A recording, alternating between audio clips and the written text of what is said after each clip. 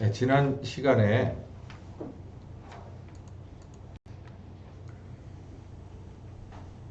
핍박에 관한 얘기를 좀 했어요. 첫 번째,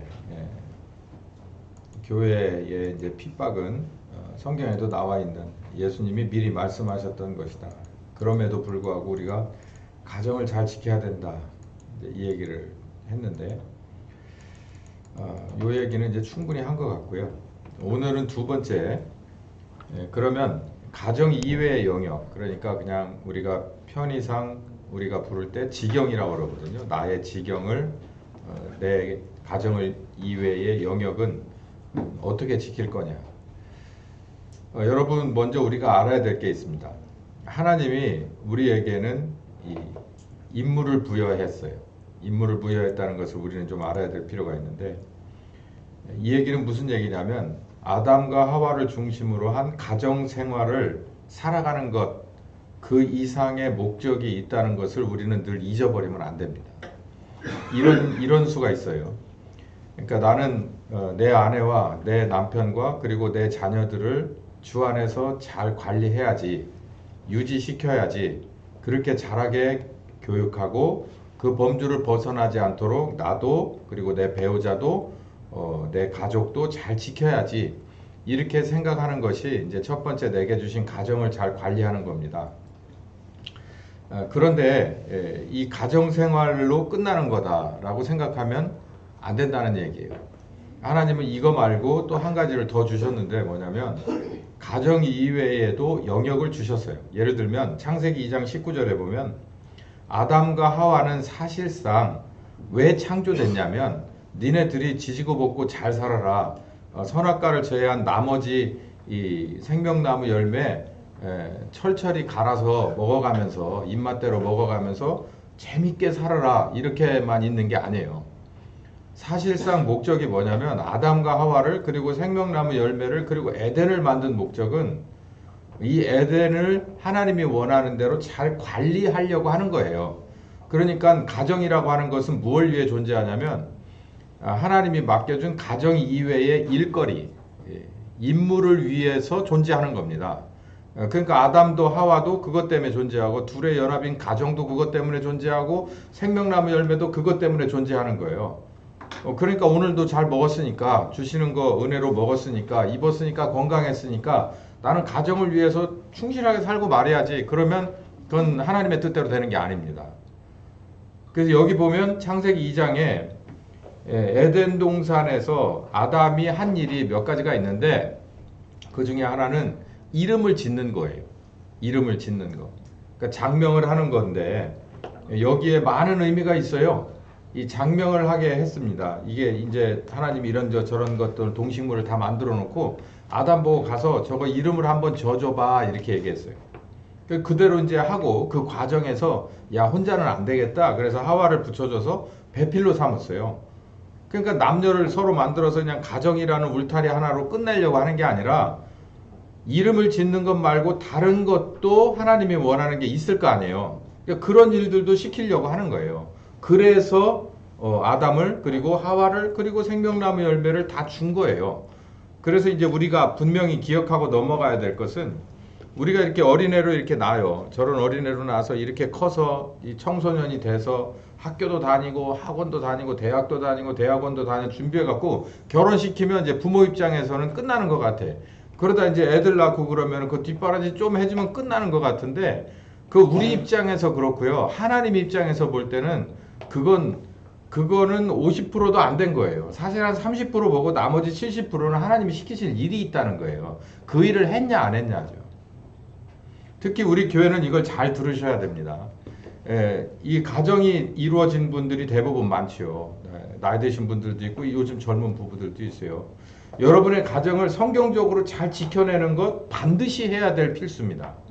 근데 그거는 그냥 굳이 따지자면 한 3알밖에는 안 되는 거고 나머지 7알은 하나님이 여러분에게 고유하게 맡긴 그 가정에 그 개인에게 맡긴 또 다른 일이 있어요.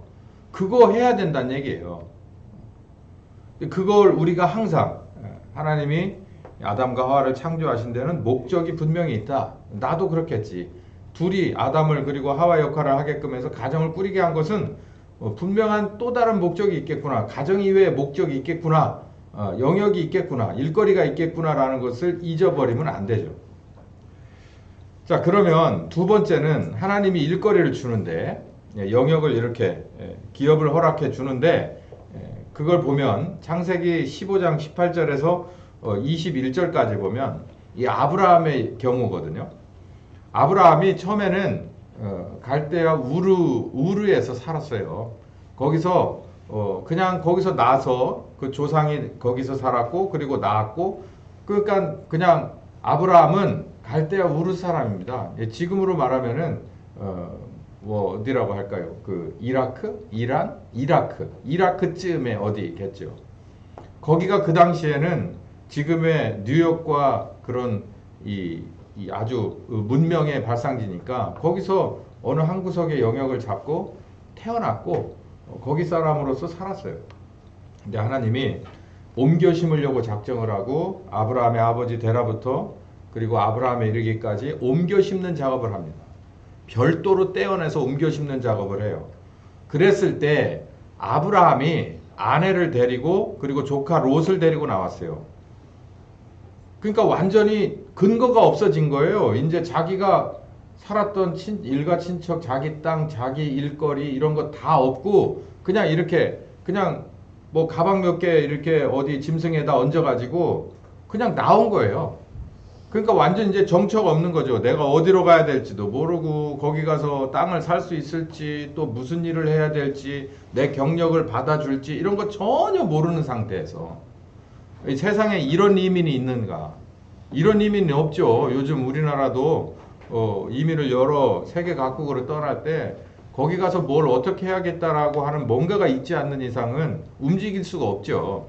근데 여기 아브라함 일가는요, 그냥 뭘 해야 될지 모르는 상태에서 하나님이 가라고 하니까 그냥 간 거예요. 정말 무모하리만큼. 근데 하나님이 이제 이 새로 옮겨 심는 아브라함 일가의 가정은 이미 꾸려져 있고 그 이외에 해야 될 일들을 계획을 합니다. 그래서 제가 말씀드리는 게 여러분은 여기 한국에서 나서 여기 한국에서 자라서 여기서 또 앞으로 또 살 계획이에요. 그리고 가정을 이뤘어요. 그러다 보면 우리는 뭐를 이렇게 잊어버리고 또 뭐를 착각하게 되느냐면 모든 게 내가 알아서 내 중심으로 교회를 다니기는 하죠. 하나님을 믿기는 해요. 침례도 받았고 내가 집사이기도 하고 장로이기도 뭐 목사이기도 한데 그런데 내가 세상에서 이 공기를 마시고 땅을 딛고 그리고 내 손을 뻗어서 내 머리를 써서 내 마음을 가지고 내 행동을 해가면서 내가 산다고 생각을 해요. 근데 여기 보면 창세기에 나오는 창조 속에서 원창조 속에서 아담과 하와의 스토리도 그렇고 얼마 지나지 않은 히브리 민족을 이루게 되는 아브라함의 일가의 출발도 보면 하나님이 모든 걸 다 합니다. 우리는 이걸 믿기가 참 어려운 상식의 시대예요. 합리의 시대, 과학의 시대. 근데 우리는 믿음으로 우리 생각을 좀 바꿔야 될 게 하나님이 나를 만들었으면 하나님이 나를 키우고 그리고 하나님이 쓰시다가 하나님이 데려간다는 큰 카테고리를 인정하고 하나님이 나를 키웠으면 하나님이 뭔가의 목적을 두고 쓴다는 것을 우리는 명심해야 되고 그리고 오늘 여기 아브라함처럼 그러면 나를 어디다가 어떻게 쓸까도 고민을 해봐야 되는 거예요. 그리고 반드시 있다는 거예요. 반드시 그 일이 우리가 생각하는 눈높이와 맞든 안 맞든 있다는 거예요. 아브라함의 스토리를 여러분 공부하시는 우리 초급반들 있죠. 아브라함의 스토리 참 재밌어요. 아브라함 입장에서 보면 갈대아 우르가 100,000배 낫습니다. 갈대아 우르는 텐트에서는 안 살았잖아요. 집에서 살았을 거 아니에요. 요즘이야 뭐 전 텐트 전성 시대니까 밖에 나가가지고 막 이러고 하지 솔직히 텐트에서 하루 저녁만 자면 이틀 저녁 자라고 그러면 못 자요. 정말 말도 안 되는 거잖아요. 말도 아무것도 이게 비교가 안 되잖아. 근데 그렇게 조상 대대로 물려받아서 좋은 직장에서 좋은 사업체에서 자기가 원하는 만큼 자유롭게 살다가 일로 이렇게 옮겨지는 거예요. 그러니까 눈높이가 안 맞아요. 그런데 아브라함을 왜 믿음의 조상이라고 하냐면 아브라함은 믿음 가지고 따라갔어요. 하나님을. 하나님이 주겠다라고 하는 약속이 자기 손에 덜컥하고 잡히지를 않았어도 믿음 가지고 이해가 가지 않았어도 방법으로 어떻게 내가 거기까지 가게 될까라고 하는 게 이해가 안 됐어도 믿음 가지고 하나님을 꼭 붙잡았다는 거예요. 이보다도 하나님이 우리에게 바라는 건 하나도 없습니다. 이 믿음 가지고 믿음의 조상이 돼요. 결국은 인정받아서. 믿음과 달란트에 맞게 기업을 주는데 여기 창세기 15장에 보면 어떤 얘기냐면 하나님과 계약하는 장면이 네 번의 계약이 나오거든요. 하나님과 만나는 장면이 4번 있는데 그 중에서 2번째 거예요. 아브라함이 이제 자기의 영역을 떠났잖아요. 그러니까 궁금한 게 많아. 첫 번째 만났을 때는 큰 틀에서 내가 너를 무슨 조상이 되게 복의 통로가 되게 이렇게 해줄게 라고 했지만 그 이상 또 다른 게 없었어요. 그래서 창세기 15장에 하나님을 2번째 만났을 때 하나님이 아브라함의 궁금증을 알았어요. 그래서 내가 결국은 어디에 자리를 잡게 될까라고 하는 것을 알려주는데 여기 보면 이 땅을 애굽 강가로부터 큰 유브라데까지 자손에게 너희에게 준다. 지금 여기 지도가 준비가 안 됐지만 지금 이스라엘에 들어가 있는 땅의 한 3배 정도를 이쪽으로 늘리면 맞아요. 그 땅을 아브라함에게 준다고 한 거예요. 지금 저기서 토닥거리고 난리가 났잖아요. 지금 이 이스라엘이 들어가 있는 땅에 한 2배나 3배를 부풀리면 이쪽 밑으로는 이집트 쪽으로 위로는 요르단 이 위쪽으로 올리면 그 하나님이 아브라함에게 주고자 하는 정확한 지경을 어느 강에서 어느 강까지를 딱 주겠다라고 얘기를 하는 거예요. 지금 특정한 겁니다. 확실하게 깃대를 꽂아준 거예요. 여기서부터 여기까지 줄게 라고 얘기한 거예요. 우리에게도 그게 있다는 거예요. 우리에게도. 그러니까 땅을 기업으로 줘서 땅에서 뭔가를 해야 될 사람이면 이렇게 해서 이렇게 준다고 하는 거고 요즘은 땅의 시대만은 아니잖아요. IT 시대고 온갖 눈에 보이지 않는 기술의 세대이기도 하잖아요. 나를 어디에다 보내서 여기에서 여기까지 쓰겠다라고 하는 그 영역에 이 달란트를 내게 준다는 거예요. 특기를 내게 준다는 거예요. 그걸 나는 붙잡아야 된다는 거예요. 우리는 지금 이미 나이가 이만큼 먹어버렸네. 잠깐 뒤로 물러서서 할 수 있을 만한 나이면은 이걸 찾는 것도 좋고요. 그러지 않고 나이가 먹어버린 경우라면 지금이라도 나는 그 영역을 다 차지할 수는 없지만 그 영역을 다 소화해낼 수는 없지만 그래도 내가 유종의 미는 거둬야지. 하나님이 원하는 영역에서 요만큼이라도 내가 하고 가야지. 그 컨셉에 맞게 살다 가야지 라고 하는 것 중요합니다. 이만한 애들은 어려서부터 그래서 비전 캠프가 한동안 유행했잖아요. 조금 제가 의도하는 바하고 좀 다르지만 이 어린애들이 요셉의 이 비전 캠프처럼 비전을 보고 가는 거예요. 반드시 있어요. 반드시. 그게 내 눈높이와 맞든 안 맞든. 그러니까 전 2가지를 말씀드렸어요. 이렇게 어린애들이 나서 나중에 이제 가정을 이룰 때까지는 사실상 아무 구실도 못해요. 그냥 돈도 들어가고 마음도 들어가고 부모의 애간장도 들어가고 학교도 보내고 그래서 이제 가정을 이루고 나면 이제 세상에 나가게 됩니다. 본격적으로. 그랬을 때 하나님이 원하는 게 있다는 거예요. 그러면 그 비전은 그 이전에 봐야 된다는 거죠. 반드시 하나님이 그걸 정해놨다. 가정에만 국한된 것이 아니다. 그러면 내게 주신 달란트와 내게 주신 일거리와 내게 주신 영역이 있다고 확신을 하고 붙잡았으면은 이것을 내가 어떻게 지키고 하나님의 뜻에 따라서 관리하고 유지하고 섬길 것이냐라는 거예요. 이거 아주 좋은 얘기입니다. 오늘 이 오후 예배를 하면 이거에 대해서 여러 가지 정말 제가 드리고 싶은 말씀이 많은데 차후로 미루기로 하고요. 내게 주시는 기업을, 내게 주신 일거리를, 내게 주신 영역을 어떻게 관리할 거냐. 가정 이외의 것을. 여러분이 지금 직장의 일원이신가요? 학교의 일원이신가요? 사업체의 수장이신가요? 잘 들어보십시오. 창세기 2장 19절에 보면은 이 노아의 장면이 나와요. 이 노아가 제가 여러 차례 말씀드렸는데 노아가 아직 창세기 2장이니까 이제 아담이네. 그 노아의 얘기는 저 뒤에 나오고요. 창세기 2장에 하나님이 이름을 지어봐라. 이것들 이름을 한번 지어봐라. 그래서 장명의 그 미션을 주고 이제 장명을 이제 하는데 어떻게 지금 이름을 짓는가라고 이렇게 봅니다. 하나님이. 우리 여기서 성경 말씀을 조금 하나님의 입장에서 봅시다. 그리고 또 아담의 입장에서 봐요. 하나님이 일을 시켰어요. 그러면 하나님이 그냥 가만히 있는 게 아니에요.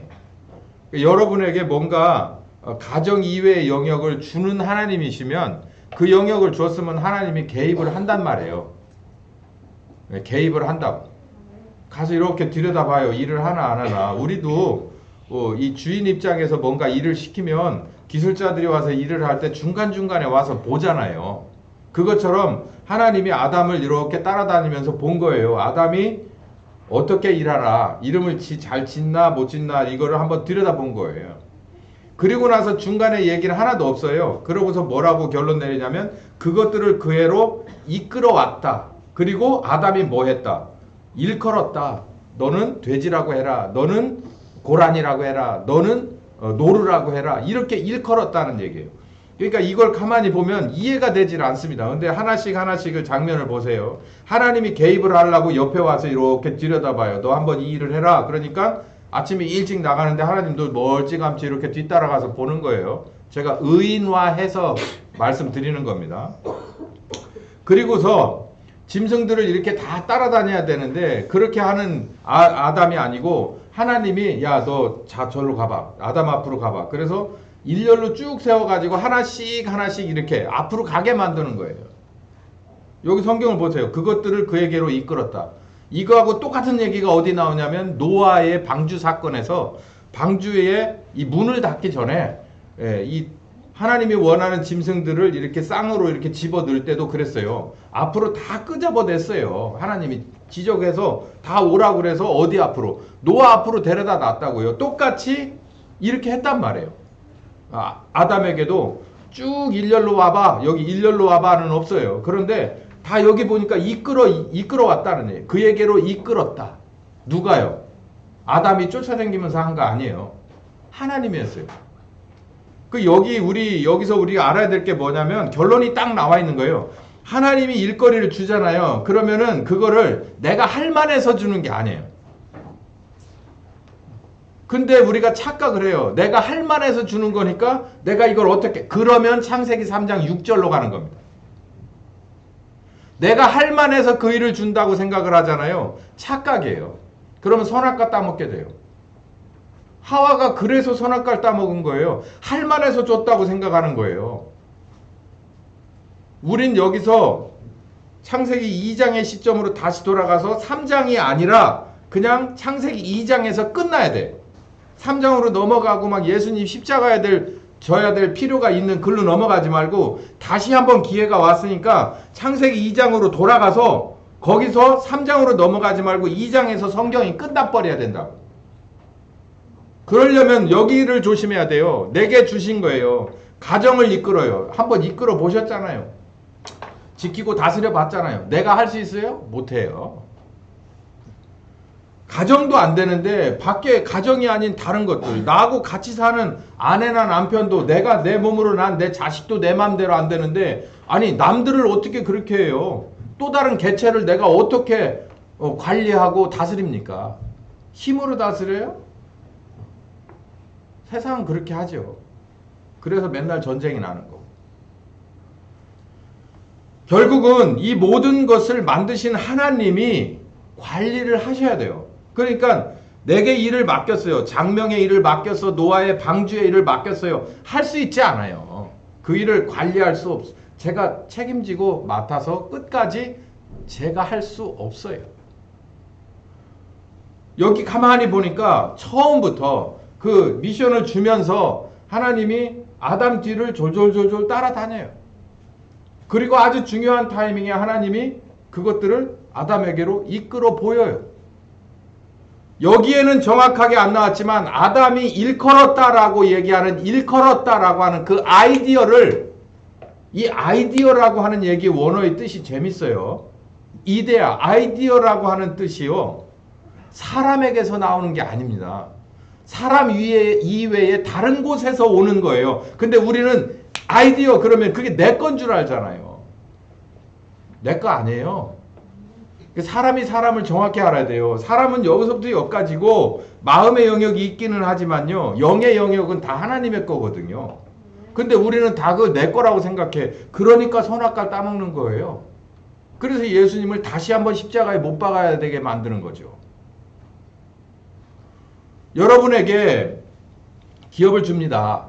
영역을 줘요. 근데 기억하세요. 그거 여러분이 스스로 뭔가 할 수 없습니다. 할 수 없다고 생각할 때 누굴 찾게 되냐면 하나님을 찾게 돼요. 내게 이 영역을 맡겨주셨는데 내가 이걸 내가 내 손으로 할 수 없습니다.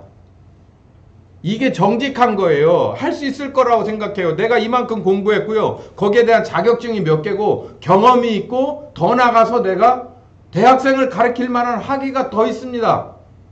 그런데 도대체 뭐가 더 필요하단 말입니까? 그렇게 생각하는 거예요. 세상이 그래요. 우리는 예수 똑바로 믿어야 됩니다. 예수님이 십자가에 죽을 수밖에 없었던 이유는 바로 거기 있어요. 내가 할 수 있을 거라고 생각해요. 그러면 하다 막히면 어떻게 되는데? 하다 막히면 어떻게 돼요? 편법을 찾아요. 그게 선악과입니다. 진리가 아닌 비진리를 찾아요. 만지지 말아야 될 걸 만지고 먹지 말아야 될 걸 먹는다고. 그리고 뒷감당은 못해요. 하나님이 해야 돼요. 근데 여러분, 예수님이 한 번 죽지 두 번 죽는 거 아니에요. 한 번이에요. 그냥 끝. 두 번 기회 주고 세 번 없어요. 우린 3세판 좋아하잖아요. 하나님은 딱 두 번으로 끝이에요. 한 번 주면 두 번째 기회를 우리가 못 잡으면 끝나는 거예요.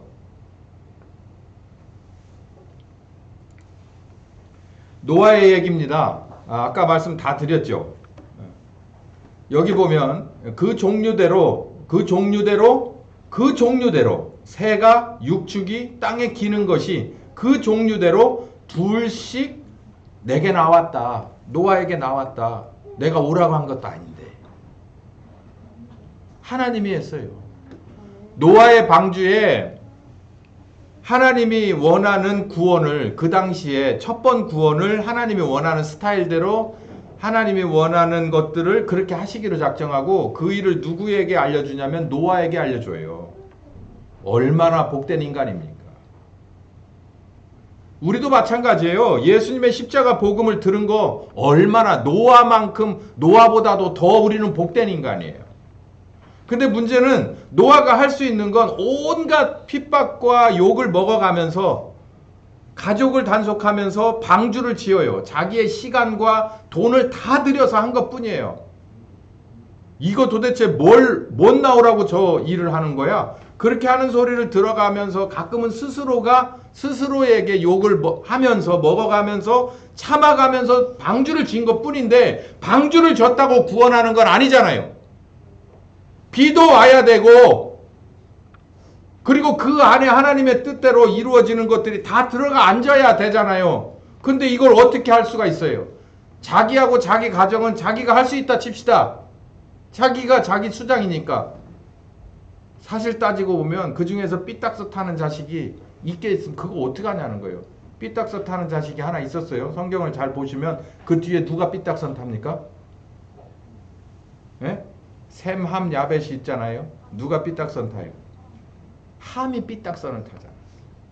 여기는 그런 얘기는 안 나오는데 어쨌든 가족도 자기가 스스로 안 되는데 무슨 뭐 날짐승, 들짐승, 기어다니는 짐승을 어떻게 내가 그거를 채집을 해다가 뭐 억지로 잡을 거야? 아니면은 뭐 내가 대화가 돼 꼬셔야 되는 거야? 뭐야? 도대체 어떻게 해야 되는 거냐? 하나님이 하잖아요. 우리는 우리에게 맡겨진 걸 내가 못한다는 것을 절실히 느끼고 하나님을 찾을 때 하나님이 해법을 주는 걸 믿으시기 바랍니다. 이거 굉장히 중요한데 아멘이 참 현찮아서 참 걱정입니다. 신약에 보세요. 요한복음 17장에 우리 교회 이름이 하나입니다. 이 하나는 다른 말로 말하면 임마누엘이에요. 하나님이 우리와 함께 하신다는 얘기예요. 그 얘기를 요한복음 17장에 예수님이 뭐라 하냐면 하나 되게라고 얘기한 거예요. 성령께서 우리와 하나 돼요. 뭐 성경만 막 알려주려고? 성경 알려주시죠. 여러분 성경 알려주시면 굉장히 똑똑해집니다. 생각보다. 그리고 똑똑해진다는 건요. 분별력이 생기는 거예요. 이 분별력이 조금 더 농익잖아요. 그러면 뭐냐면 그 사람 딱 눈빛, 상대방 눈빛만 봐도 있죠. 상대방하고 같은 공간에서 같은 공기를 마셔도 상대방을 이해합니다. 읽어내요. 그리고 나서 가만히 하는 소리 들어보고 하는 행동을 보면 아 역시 이거는 기고 이거는 아니구나 라고 하는 것을 싹 분별할 수 있게 되는 거예요. 이거는 학교에서 배우는 게 아니에요. 성령께서 오셔서 함께 하실 때, 하나님이 우리와 함께 하실 때 창세기 2장의 누구처럼? 아담처럼 이름을 짓게끔 되는 거예요. 아주 적절한 이름을 짓게끔 하는 거예요. 그건 누가 하는 거예요? 영이신 하나님이 함께 해주는 거예요. 창세기 5장에 나오는 노아처럼 누가 함께 하셔서 권세와 능력이? 하나님이 함께 하셔서 그 입에 권세와 능력이 있어서 모여들게 되는 거예요. 마찬가지로 신약에서 죄로부터 거듭나서 구원받은 우리들이 성령님 따라간다면은 우리에게 맡겨진 것이 복음의 사역이든 먹고 사는 사역이든 그 이외에 그 어떤 것이든 성령께서 함께 하시면 우리의 지경을 지킬 수 있고 관리할 수 있고 섬길 수 있고 분별할 수 있고 하나님이 원하는 뜻대로 이루어낼 수 있다는 걸 믿으시기 바랍니다. 성령님 따라가라 그랬어요. 사도행전 1장 8절에 성령께서 오실 것이야. 기다려. 그 성령께서 오시면 다 그만두고 따라 나서라. 예루살렘을 넘고 유다를 넘고 사마리아를 넘고 땅끝까지 갈 것이다. 이게 이렇게 퍼져나가는 거예요. 그 영역이 정말 이 뭐랄까 세제곱, 네제곱으로 이렇게 불어나는 거예요. 예루살렘에서 유다는 얼마나 늘어난 겁니까? 몇 배가 늘어난 거예요. 유다에서 사마리아의 영역은 또 얼마나 늘어난 거예요. 그걸 어떻게 이 무지랭이 제자들이 할 수 있냐고요. 성령께서 하시잖아요. 저는 빌립에 꽂혔어요. 빌립이 어떤 사람이에요? 빌립이 에디오피아라는 곳에 지금도 이 복음의 흔적이 있습니다. 에디오피아 그냥 막 뒤죽박죽인 것 같죠? 에디오피아, 케냐 그쪽으로 뒤죽박죽인 것 같아도 거의 유일하게 아프리카에 복음의 흔적이 남아있는 두 나라예요. 거기 누가 복음을 심었냐면요. 빌립이 심었어요. 뭐 그 이외에 다른 그 제자들이 여럿이 또 이렇게 거치기도 한 그런 흔적들이 전설들이 남아 있습니다만 성경에 정확하게 남아 있는 거는 빌립이에요. 빌립이 에디오피아의 국무총리를 하나님 성령께서 만나게 해주셔가지고 슬쩍 스쳤을 뿐이에요. 그리고 침례를 줬어요. 그리고 나서 빌립은 빌립의 길을 갔고 그리고 에디오피아의 국무총리는 그냥 국빈 방문하고 그리고 돌아가는 길이에요. 그리고 돌아가서는 누가 알아서 했냐면 성령께서 알아서 하셨어요. 그게 조직신학적으로 지금 우리가 믿는 정통 기독교냐라고 얘기하는 것에는 신학자가 아니라 제가 할 말은 없습니다만 그 판단은 정확하게는 하나님이 당신의 판을 벌려놓고 마지막에 하시겠죠. 근데 제가 볼 땐 빌립이 한 사역은 어마어마한 사역은 아니었으나 그 영역이 넓어지는 걸로 볼 때 예루살렘에서 사실상의 땅끝이요. 거기까지 가요. 자기가 가기도 하고 자기가 전한 말씀이 가기도 하고. 여러분 어떻습니까? 여기에 여러분 달란트는 다 저보다 나은 달란트를 다 가지셨어요. 저는 가만히 생각하니까 이게 잡하게 능하더라고. 망치도 조금 될 줄 알고 톱도 조금 들 줄 알고 뭣도 좀 할 줄 알고 뭣도 좀 막 그냥 그래요. 그러다 보니까 배고프게 살아요. 근데 여러분은 자격증도 있고 경험도 있고 지금 직장이 특기의 직장이 정확하게 있으시면 그거 가지고서 하나님이 어떻게 쓰실지는 누구도 모릅니다. 예. 저보다는 다 넓게 펼칠 만한 그런 기본적인 성향이 다 가지신 여러분은 성령님 따라서 여러분 준비할 거 조금 더 준비하시고 성령께서 이렇게 여러분이 발길 닿는 곳마다 만나는 사람마다 여러분 생각해 보세요. 잠깐 스쳤어요. 진심으로 복음을 전했어요. 그 사람이 복음을 받아들였어요. 중간중간에 이메일도 하고 전화통화도 했지만 내가 굳이 얼굴 보고 만나고 그 사람을 내가 뭐 성경 공부를 몇 년을 시킨 것도 아니고 그런데도 성령께서 함께 하시면 빌립과 같은 역사가 일어나요. 네. 그러면 얼마나 감사한 일입니까? 마태복음 28장 19에서 20절 보면은 너희와 항상 함께 있을 것이다. 뭘 하러 갈 때? 모든 족속으로 제자를 삼을 때. 모든 족속으로 제자를 삼을 때가 곧 옵니다. 곧 와요. 여러분. 보이지 않습니까? 저는 훤히 보여요. 바로 요 모퉁이 돌아가면은 우리 다 그렇게 됩니다. 지금 우리가 해야 될 일 똑바로 하면 요 모퉁이 돌으면 우리가 모든 족속으로 제자를 삼게 돼요. 대한민국이 어떤 은혜인지 지금 막 뜨고 있잖아요. 막 뜨고 있잖아. 좋은 쪽으로든 나쁜 쪽으로든. 저는 아무 상관없어요. 이게 좋은 거냐 나쁜 거냐 저는 아는 거 한 가지가 있어요. 복음이 흥황할 수 있는 기회라는 거예요. 복음이 땅끝까지 전해질 수 있는 기회라는 거예요. 어디든지 가든 누군가가 앞서가서 길을 열어놨든 안 열어놨든 대한민국이라고 하면 모르는 데가 어디 있습니까? 대한민국이라고 하면은 싫어하진 않아요. 그냥 50%는 먹고 들어가는 때예요. 이 얼마나 좋은 시절이 왔습니까? 여러분 여기에 나오는 120명과 예루살렘 교회와 같이 성령님과 같이 한다면 여러분 데려다가 어디에다가든지 모든 족속으로 제자를 삼을 수 있는 성령님, 그 계획이 있는 성령님인 걸 믿으시기 바랍니다. 어디라고 안 되겠어요.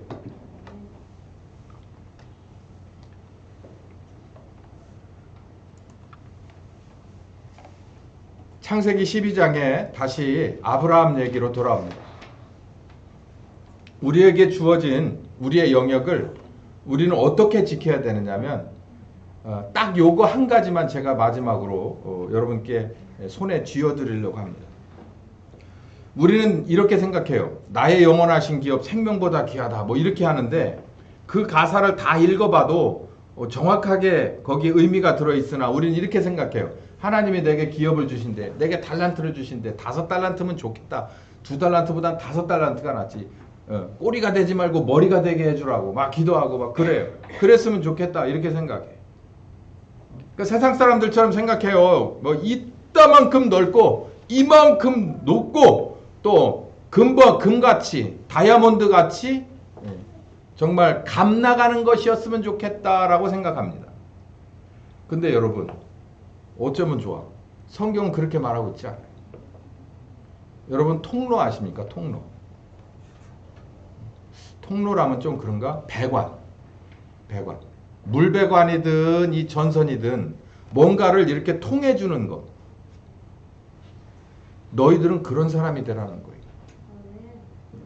창세기 12장 1절부터 3절 보면 여호와께서 아브라함에게 첫 번째 만남이에요. 직접 만남. 내가 이제 아버지가 돌아가셨는데 이 여행길에서 다시 고백을 해야 될 건지 아니면 계속 뚫고 나가야 될 건지를 고민할 때 하나님이 아브라함을 불렀어요. 네 아버지 가던 길을 계속 가라. 뭐 주실 건데요? 내가 이렇게 해줄게. 너는 너의 본토 친척 아비집을 떠나서 가던 길을 계속 가라. 그러면 너는 큰 민족이 될 것이다. 그리고 이름이 아주 창대하게 될 것이다. 너는 복의 근원이 될 것이다. 더 나아가서 너를 축복하는 자는 내가 복을 줄 거고 너를 저주하는 자는 이게 뭐냐면 황금손인 거예요. 그 사람이 가서 있으면 그 공간에 들어가서 숨만 쉬고 있으면 병든 자가 낫고 없는 사람이 부자가 되고 문제가 해결되는 이런 이 말하자면 금손이지 금손. 만지는 것마다 복이 내려오는 거예요. 문제가 해결되고. 반대 있잖아요. 똥손. 만지는 것마다 나사가 10개 풀었는데 조립했더니 2개가 남는다. 이름하여 똥손이라고 그러지. 근데 아브라함에게 약속했어요. 네가 가는 곳마다 다 흩어진 것들이 모아진다. 네가 가는 곳마다 금간 것이 온전해진다. 네가 가는 곳마다 가난에 빠진 사람들이 살게끔 될 것이다. 그러니까 이름이 창대해지고 여기 보면 네가 큰 민족을 이룰 것이다. 근데 우리는 어떻게 생각해요? 나만, 내 가족만, 내 자식만 높아지고 넓어지고 귀중해졌으면 좋겠다. 소중해졌으면 좋겠다. 이렇게 생각하잖아요. 우리나라 고조선의 건국이념도 홍익인간인데 어떻게 예수 믿는 사람들의 비전이 그거밖에 안 됩니까? 그러니까 큰 사업을 못하는 거예요. 돈 벌으려고 작정하면 사업을 못하죠. 이건 할 수 있어요. 구멍가게 해가지고서 한 5년 하다 망합니다. 이거는 제 경험에서 이게 시간이 없어서 내가 돈을 벌려고 차를 끌고 나가면 있죠. 돈이 안 벌어져요. 물건도 안 줄어들어. 전대도 차지도 않아. 근데 가서 그냥 반올림해서 사사오입해서 조금 하나 더 줘야 될 때, 한 주먹 더 줘야 될 때 그냥 이렇게 해서 주고 갔는데 갔다 이제 물건은 다 떨어지고 돈도 그만큼 이문이 남네. 아, 제가 알았어요. 이거는 이렇게 하는 거구나. 여기 지금 아브라함에게 뭘 요구하느냐면 네가 갈대아 우르에서 어떤 식의 인생을 살았든지 간에 그건 다 잊어버리고 앞으로는 비록 네가 광야에 나와 있지만 누군가에게 축복의 통로가 되는 사람이 되라라고 얘기를 하고 있어요. 그러면 남는 게 뭐가 있어요? 여기 보니까 하나님이 뭐라고 말하는 거예요? 약속을 했어요. 세 가지를. 큰 민족, 큰 이름, 복의 근원. 장사는 돈을 남기는 게 아니라고 누군가가 그러더라고요. 뭘 남긴다고? 사람을 남긴다고. 아주 지극히 성경적인 이론입니다. 여러분, 더군다나 우리가 하나님 앞에 설 거예요. 너 뭐 하다 왔냐?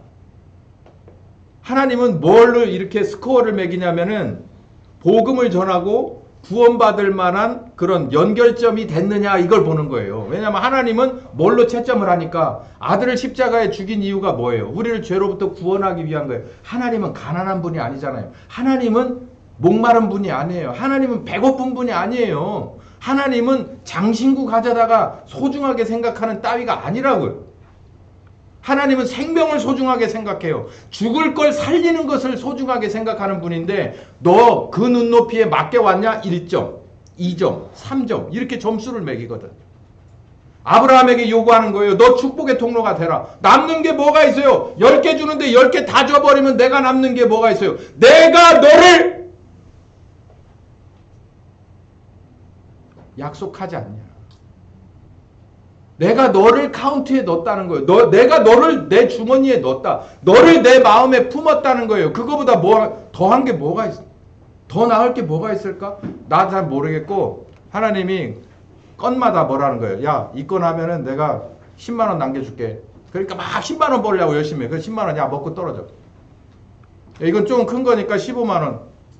이게 좋아요? 제가 아주 극단적인 예를 드는 거예요. 하나님, 예수님 찾는 우리들은 이렇게 생각해야 돼요. 관계가 이거 얼마짜린데 이거 하면은 내가 얼마만큼 시간 들여서 뭐 하면 얼마 남겠다. 이거 하나님과의 관계가 아니에요. 세상에 부모 자식 간에도 그런 관계는 아닌데 하나님하고 우리가 그렇게 생각했다면 예수님을 십자가에 매달을 수가 있어요? 사랑을 숫자로 계산할 수 없어요. 크기로 한정할 수 없어요. 하나님은 영원하신 분이고 하나님은 무소부재한 것이에요. 이 아브라함에게 그걸 요구해요. 우리도 그걸 요구하시는 거예요. 여러분에게 지경을 주어요. 여러분에게 뭔가를 해요. 예를 들어서 내게 이런 기술을 주셔가지고 이 기술 가지고 나가면 한 달에 최소한 나는 기본급 500은 되고 거기에 보너스 포함하면은 두 달에 한 번씩 한 1000만 원씩은 손에 쥘 수 있는 사람이다. 그러면 500만 원, 1000만 원을 가지고 하나님을 판단하게 돼요. 그러면 하나님이 500만 원짜리가 되고 1000만 원짜리가 되는 거예요. 거기서 여러분이 써야 될 욕심을 다 채우고 나면 하나님은 한 달에 100만 원도 못 남겠네. 크기가. 아브라함이 아까 말씀드린 대로 이걸 제외하고도 3번을 더 만나요. 하나님을. 그래서 내가 너에게 이렇게 해줄 테니까 너는 이렇게 해라. 그래서 협정을 맺거든요. 약속을 해요. 그래서 결국은 아브라함은요. 뭐도 못했냐면 약속하신 이 강에서 저 강까지 그 안에서 그 땅을 등기 내서 갖지 못합니다. 여러분 성경을 아시다시피 그 땅은 언제 차지하게 되나요? 모세 때도 아니고 누가요? 여호수아와 갈렙 때 들어가서 그 땅을 차지하게 되죠. 그리고 거기에 정말 하나님이 세운 이스라엘이 서게 됩니다. 그래서 첫 번째 왕이 누구예요? 사울이잖아요. 도대체 기간이 얼마나 걸렸어요? 아브라함은 내가 목숨이 떨어지기 전에 이 강에서 저 강까지의 땅을 다 주십시오라고 매달린 사람이 아니었어요. 처음에는 그것 때문에 따라갔을지 몰라. 얼마짜리 인간이 되게 해줄게 라고 하는 비전을 따라갔을지 모르지만 결과적으로 나중에 가서 부엘세바 우물가에서 누굴 만나냐면 아들을 십자가에 죽여야만 하는 창조주의 마음을 읽어내는 거예요. 그래서 누구까지 내놓을 수 있는 거예요? 자기 아들까지 내놓을 수 있는 거예요. 축복의 통로. 여러분, 축복의 통로는 바로 예수님을 내놓으신 아버지 하나님이시고 통로가 되신 십자가 지신 예수님이에요. 우리 그분으로 인해서 거듭났잖아요. 다시 기회를 얻었잖아. 우리가 할 수 있는 일거리를 주셨잖아. 그러면 이제는 어떤 사람이 되어야 할까요? 이 축복의 통로다운 아버지 하나님의 계획과 이루신 그리고 함께 하시는 성령님과 함께 그 스타일, 그 눈높이에 맞는 그 정도의 일을 해야 될 거 아닙니까? 근데요, 목사님, 그러면 난 뭐 먹고 살아요? 절대로 굶겨 죽이지 않습니다. 절대로 굶겨 죽이지 않아요. 장사가 자꾸 분식회계를 해요. 왜 하는 줄 아세요? 아니, 돈이 많이 왔다 갔다 해야 뭣도 남는 거예요. 내가 돈을 많이 만져야 떨어지는 것도 많은 거예요. 아니, 나 참 이렇게 쉬운 걸 왜 못할까? 에베소서 1장 21절에 교회를 뭐라고 말했냐면 여기서 교회는 건물이 아니잖아요. 교회는 구원받은 사람들의 모임입니다. 그러니까 결국은 한 사람 한 사람이 교회거든요. 이 교회의 본질은 뭐냐면 다음 시간에 우리 다음 주에 이 얘기를 심도 있게 할 건데요. 교회는 뭐 때문에 만드는 거냐면 여기에 요거 한번 같이 읽어봅시다. 여기 파란색 형광 시작. 가득히 채우는 통로. 이게 뭐가 부족해? 야, 이거 조금 더 넣어야 꽉 차겠는데 할 때 있잖아요. 이렇게 뭔가 이렇게 쌀이나 이런 걸 담을 때 한 80% 들어갔는데 20% 더 담아서 꽉꽉 눌렀으면 좋겠다라고 하는데 뭐가 없어. 쌀이 더 이상 없어. 그럴 때 그 부족한 것을 채워주는 거예요. 그게 교회입니다. 야, 이게 요 조금만 바뀌면 이게 완벽해질 텐데 라고 할 때 그걸 누가 가서 한다고요? 교회가 가서 한다고요. 여러분이 가서 한다고요. 여러분이 누구와 함께 할 때, 성령님과 함께 할 때 여러분이 하는 거예요. 만물을 충만하게 한다. 만물은 지금 사람이 제일 불만이 많아요. 만물보다 정말 그 중에서 사람이 제일 불만이 많아. 가득 차지 못해서 서로 간에 물고 뜯고 싸우고요. 서로를 죽이고 손을 이래요. 근데 이거를 가득 채워줄 수 있는 것을 하나님께서 만들어냈어요. 그게 예수가 머리 대신 그리고 믿는 자들이 모인 교회인 거예요. 교회가 들어가서 부족한 곳에 들어가서 여기 아브라함격인 축복의 통로가 돼서 누구로부터? 하나님으로부터 오시는 영양가를 가지고 필요한 만큼 가득 채워주는 역할을 하는 게 교회라는 거예요. 이게 굉장히 철학적인 얘기인데 정말 뭔가 문제가 있으면 이 교회 안에서 다 해결된다는 거예요. 그걸 다 해결한다는 거예요. 여러분이 예루살렘에서 유다에서 사마리아에서 땅끝에서 그러니까 뭐라고요? 그런 사람을 축복의 통로라고 부른다. 저 사람을 만났더니 저 사람 이런 거 얘기할 만한 상황이 아니고 그럴 만한 수준이 아닌 듯한데 저 사람하고 만났더니만 이렇게 되더라. 내가 이렇게 바뀌었다. 사도행전에 읽어보면 그런 케이스가 수도 없이 많고요. 쓰여지지 않은, 우리에게 들려지지 않은 또 다른 사도행전의 페이지는 29장부터는 정말 하나님 아버지 앞에 가면 다 나올 그 얘기들은 지금도 쓰여지고 있다고 봐요.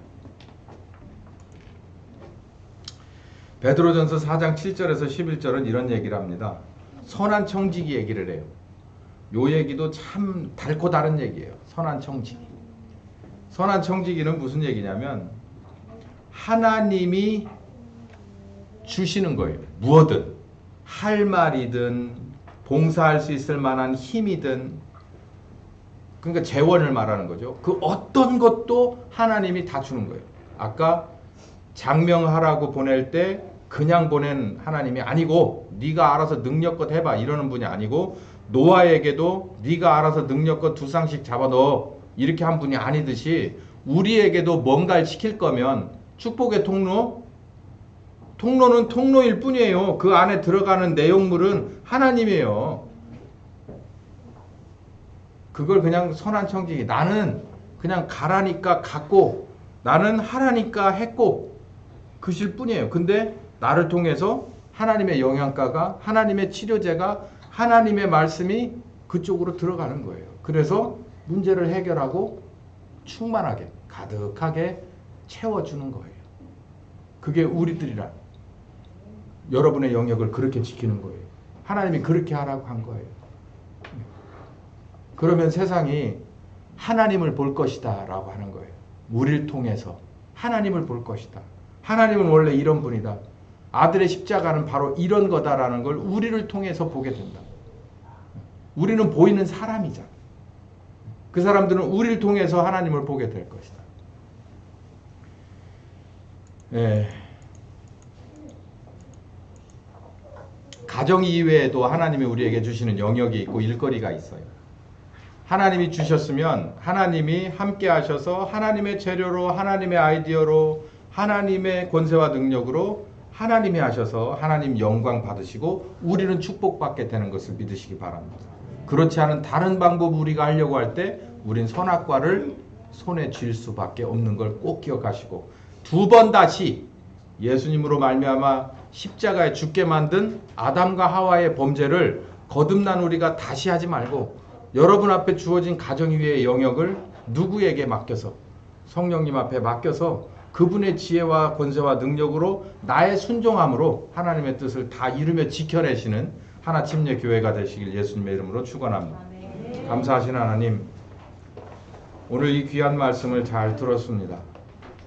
오늘 이 말씀대로 따라가서 하나님 우리에게 주신 가정 이외의 영역, 정말 하나님이 열매 내길 원하시는 그 영역들을 다 잘 관리해서 하나님께 영광 돌려드릴 수 있는 우리가 되기를 바랍니다. 감사하고 예수님의 이름으로 기도했습니다. 아멘.